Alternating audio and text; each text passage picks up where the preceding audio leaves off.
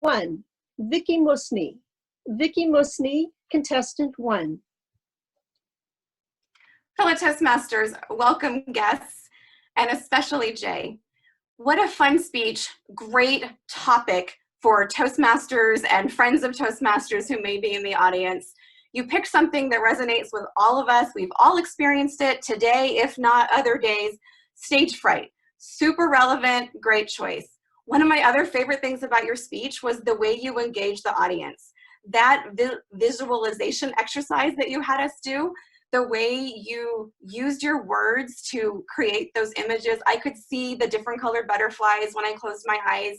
I could hear the sound that it was supposed to make when they were whooshing out. And I thought that was just really a clever way to engage, because we have to be creative to engage in this kind of a virtual stage. So that worked really, really well. I also like that you had some really practical examples.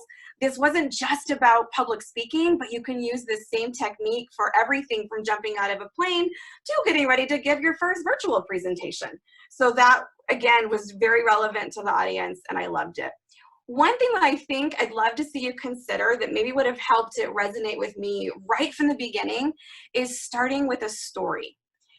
Instead of opening with the formalities, with the greetings that you're supposed to do, maybe bring us right into a story. And then when you finish the story, then you can do the formal greetings before you move on. But you could have used that chance to make it something really personal and brought us into a moment. Maybe it was that first online presentation. And I don't know if by that you meant tonight was your first online presentation for this speech or a different one, but you could have brought us right in there, and we can all relate. Even those that weren't doing virtual presentations until 8 weeks ago, we've all been there now, and that would have just brought us in immediately, and then you could have done those preliminary remarks.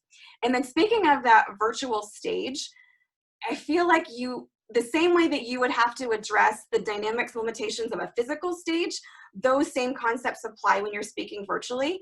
So while I do like the background that you chose, there was something distracting about the way you moved. There was this bounce on your shoulder that was your background fluttering in and out that I found really distracting. So if you're going to do this again, I'd encourage you to figure out what's causing that, or maybe just pick a plain background and not worry about the virtual background.